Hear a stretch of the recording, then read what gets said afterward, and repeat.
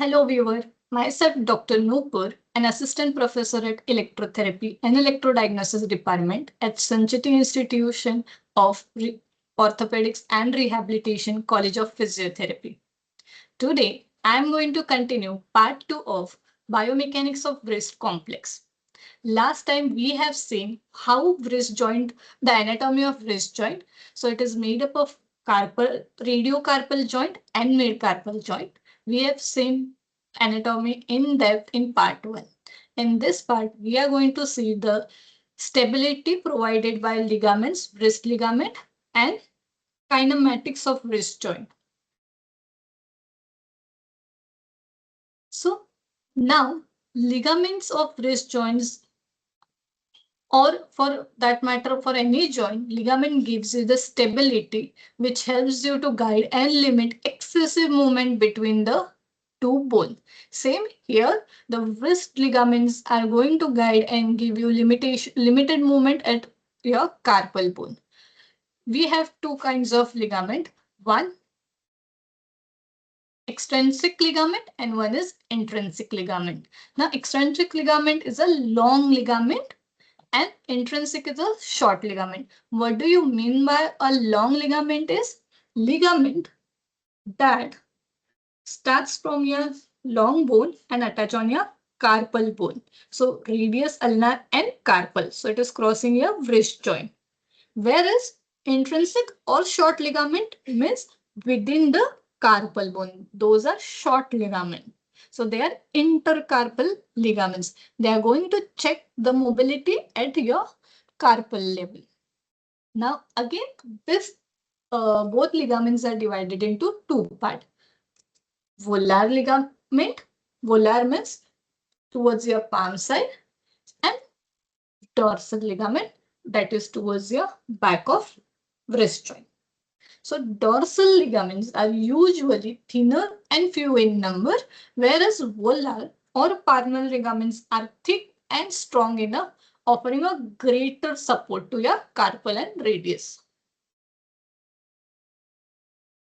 Now just we can go through the property of long ligament and short ligament. So what are the long ligament? Those are ligament that is connecting your carpal, your radius and ulnar and metacarpal distally, whereas short ligament or intrinsic ligaments are the ligaments which are connecting your mid-carpal joints or within the carpal. So nutrition, usually long ligament are vascular enough and small ligaments provides nutrition through a joint capsule which have a synovial lining. Risk of injury for a long ligament is greater, but they heal faster since they have a good vascular supply, whereas the risk of injury for your short carpal ligaments are low, but then it heals slow once injured because it just have a synovial lining for its nutrition and for its healing. Now let's go to a wrist joint complex ligament. So as we saw, volar ligament, and then you have a dorsal ligaments. Now let's focus on volar. If you see, volar ligament has a long ligament, that is a extrinsic ligament, which will arise from a radial side. Something originating from your radial side to a carpal is known as radiocarpal ligament. And in long ligament, something originating from your ulnar to carpal is going to known as ulnocarpal ligament. And then you have a short intrinsic intercarpal ligament. So volar side, you have radiocarpal, ulnocarpal, and two intercarpal ligament.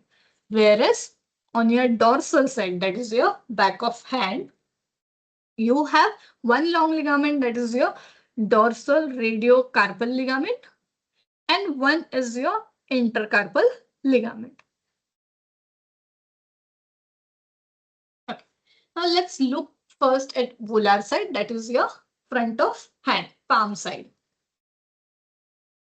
Now let's look for a long ligament.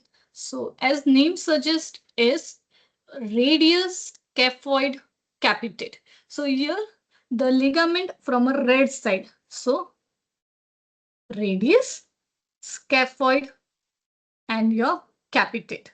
So red color ligament, even in diagram you can see, is your radioscaphoid capitate ligament, also known as direct radiocapitate ligament, which stabilize your scaphoid and capitate. Second, now let's go to a green color ligament. If you can see, is your radius and lunate over here. So green color ligament, this diagonal ligament. Even in diagram, green color is your radiolunate. Now, since the name suggests, it is going to provide a stability to your small bone, that is your lunate bone. Then third bone, if you can say, is your radioscaphoid lunate, which is Y shape. Okay, so lunate, radioscaphoid, pink color, Y shape. So it has a long and short fiber. So it is Y shape, but originate from radius to your scaphoid and to your lunate. Even in diagram, if you can see, light pink color is your radioscaphoid lunate. Again, it is going to give major support to your scaphoid, lunate, and radius during movement. And then you have an ulnar radial collateral ligament, which is towards this side. So it reinforces your radial side capsule. So originating from your radius to your lateral to your carpal. So it is known, as name suggests, it is a radial collateral ligament. Then this was the originating from your radius. Now let's go to ulnocarpal ligament. So ulnocarpal ligament, it is made up of TFCC, as we have seen earlier, TFCC complex, which consists of volar and dorsal radio ulnar ligaments, then FCU, and here you have originating from your ulnar side to ulnar side of carpal, that is known as ulnar collateral ligament. So it is going to give a stability towards the ulnar side of wrist joint.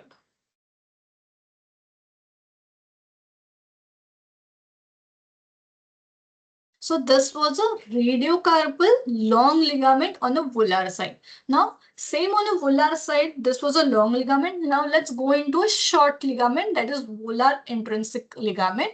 As the name suggests, it is an intercarpal ligament. So intercarpal, so it is going to be placed here and here. So scaphoid lunate interosseous ligament. So it's connect your scaphoid and lunate. So only this small ligament is your scaphoid. So this, the in diagram, whatever I'm pointing is your scaphoid lunate interosseous ligament. It is going to give you extra stability between the scaphoid and lunate. And then you have a green color lunate triquadral interosseous ligament, that is lunate triquadral interosseous small ligament, and it is going to give us stability to your lunate and triquadral. Usually, since all this ligament are placed volarly, it is going to get stretched or taut during your wrist extension. Now let's go ahead. We have completed the volar for long and short ligament. Now let's turn to a dorsal side. Now there is only two ligament, one long and one intercarpal ligament. One long will be, so dorsal radius carpal ligament. This ligament, so it is common from radius to all the carpal till distal triquetrum posterior, that is your dorsally, and then you have a dorsal intercalated ligament. So if you can see, I have marked complete green over a dorsal intercalated ligament. So both this ligament will form your V-like structure, helps in stabilizing the scaphoid majorly during wrist range of motion. Now, since this ligament are placed posteriorly or dorsally, it is going to get stretched or taut during wrist flexion.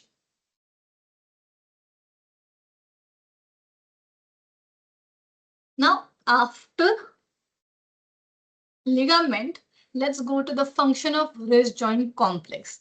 So the proximal carpal bone, that is your scaphoid, lunate, and triquetral. So proximal row are going to be linked or bridged between your distal carpal bone and your radius. The intercalated segment is crucial because it does not have direct muscle. So this proximal row is also known as intercalated segment. Why is it important? Because there is no muscle insertion directly on a carpal bone. So all the muscle directly pass over the intercalated segment. As we have learned earlier, it is help to control the length tension of muscle, but it does not give insertion over the carpal bone. So it gives you the bridge. Calated segment is crucial because it doesn't have a direct muscle attachment, but transverse muscular force between the forearm and hand.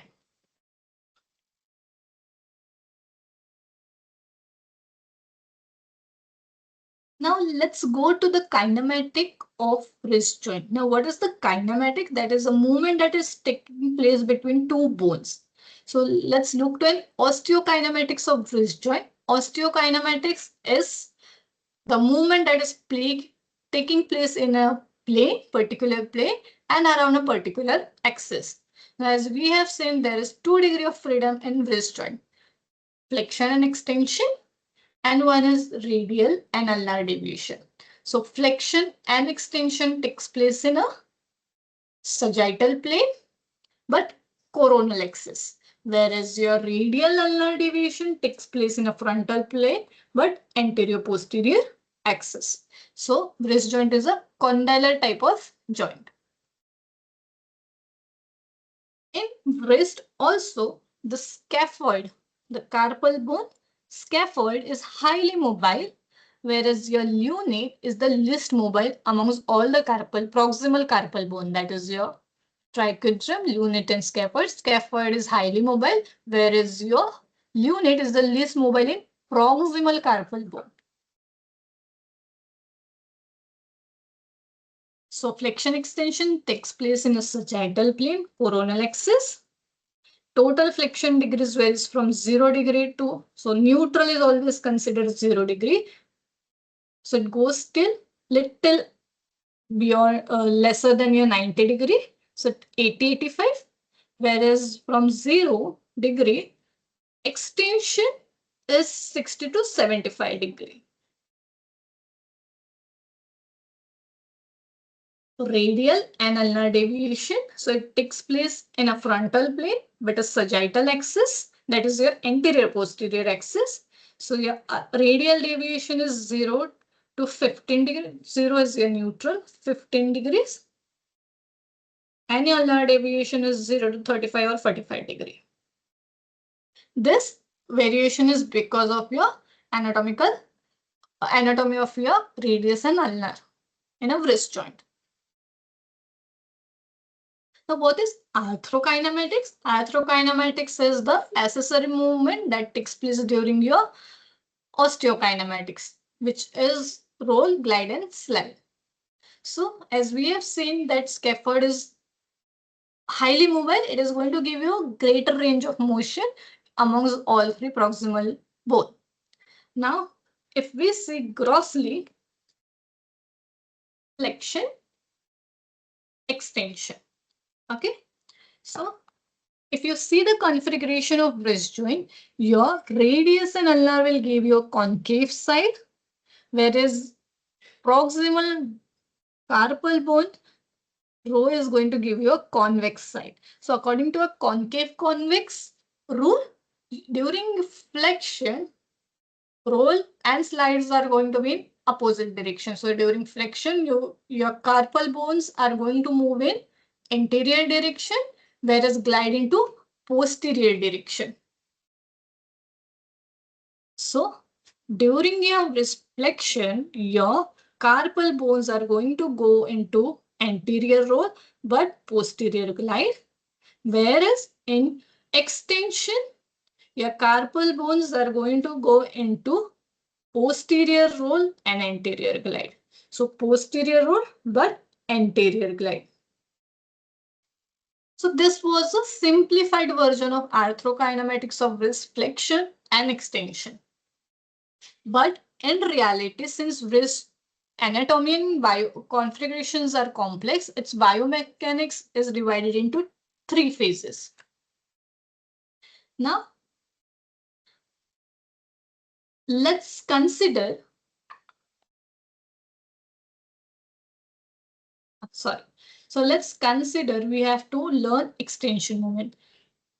Let's start from a complete flexion movement.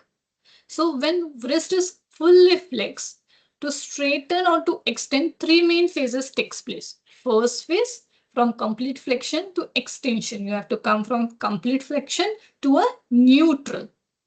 So complete flexion to neutral. You have to come. So in this process, phase 1, your distal carpal bone takes an initiative. Why? Because you have an extensor muscle of your wrist joint to extend distal carpal bone till neutral. So distal row controlled by an extensor muscle start moving backward while gliding on the top of stationary proximal. Here from complete flexion to neutral, only distal row of carpal is going to act. Your proximal row of carpal are still stable. Now,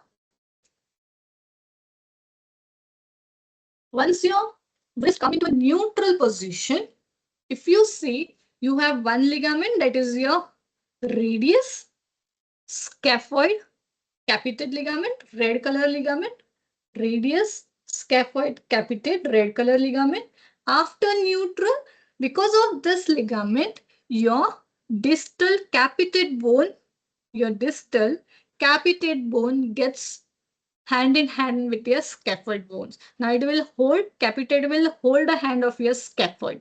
Till from neutral, now in extension, so phase 2 will be distal row, that is distal row along with your scaphoid is going to move on the fixed lunate and triquetral till 45 degree of extension.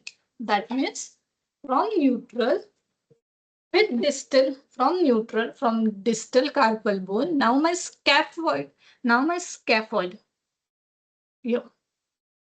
Now even my scaphoid get locked till 45 degree extension. Now my distal plus scaphoid has take part. Now post 45 degree to 80 degree, now I have one more ligament, that is my scaphoid ligament, scaphoid lunate, which was a small ligament. Now scaphoid will hold the hand of lunate.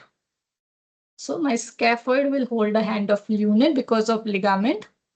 And from 45 degree of extension till complete extension, my lunate will also start moving in phase 3.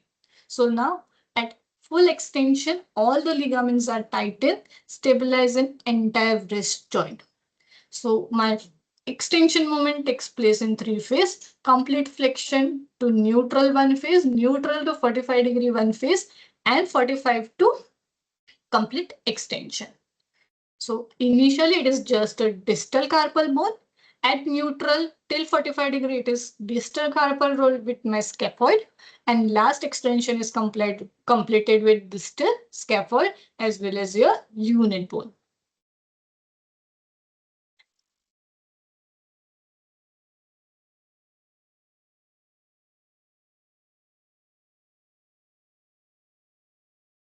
And reverse thing happens in your flexion movement.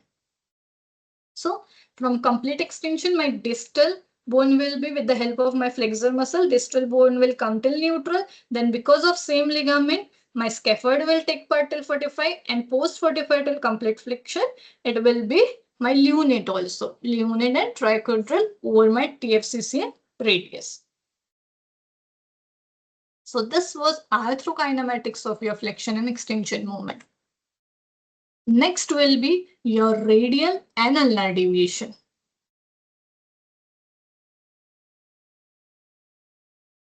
So it is little simple arthrokinematics. So my radial deviation is towards my thumb. So my radial deviation is towards the thumb. So since my radius and ulnar are concave side and my proximal row is a convex side, so when I go radial deviation, my ulnars are going to, my proximal row or carpal row are going to slide ulnarly. So it is a radial deviation. So my carpals are going to slide over ulnar slide. Whereas my proximal row are going to flex and my distal row are going to go into extension. And opposite things happen for a ulnar deviation. So ulnar deviation, my carpal bones are going to deviate towards the radial side, whereas my proximal rows are going to extend and my distal rows are going to flex.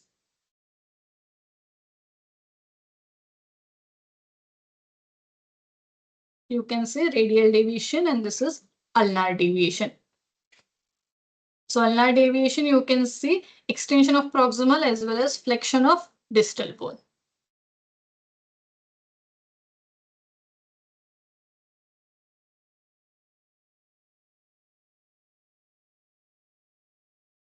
In a sagittal view, not dorsal view. This is radial deviation. So factor affecting your radial ulnar deviation is ligament laxity. So interpret laxity amongst all the small ligament will give a variation in ulnar and radial deviation. More the laxity, more scaphoid flexion and extension, that is less stable will be a joint.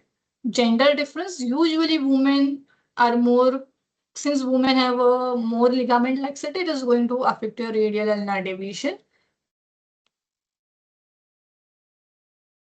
Now, what is open pack and closed pack position for your wrist joint? Now, open pack position is something where your capsule and ligament are loose enough where your bones are not hold tightly, whereas closed pack is a position where your capsule and ligament are hold tightly and your bones are in closed position or locked position. So for wrist joint, your full radial deviation, both radiocarpal and midcarpal are a closed pack position. And maximum range of motion for extension, flexion, radial ulnar deviation is always in a neutral position. If you try to go in flexion and do radial ulnar deviation, it will be restricted, similar for your extension. Whereas neutral will be closed pack position. Whereas extension is your closed pack position where all your carpal bones are locked, and flexion is your open pack position where your all the carpal bones are splaying apart. So here we come to the end of part 2 of wrist joint biomechanics. I thank Dr. Parag Sancheti sir, Mrs. Manisha Sangvi ma'am, Dr. Radha Bhattar ma'am and Physio TV team for giving me this opportunity for recording wrist biomechanics lecture. Thank you.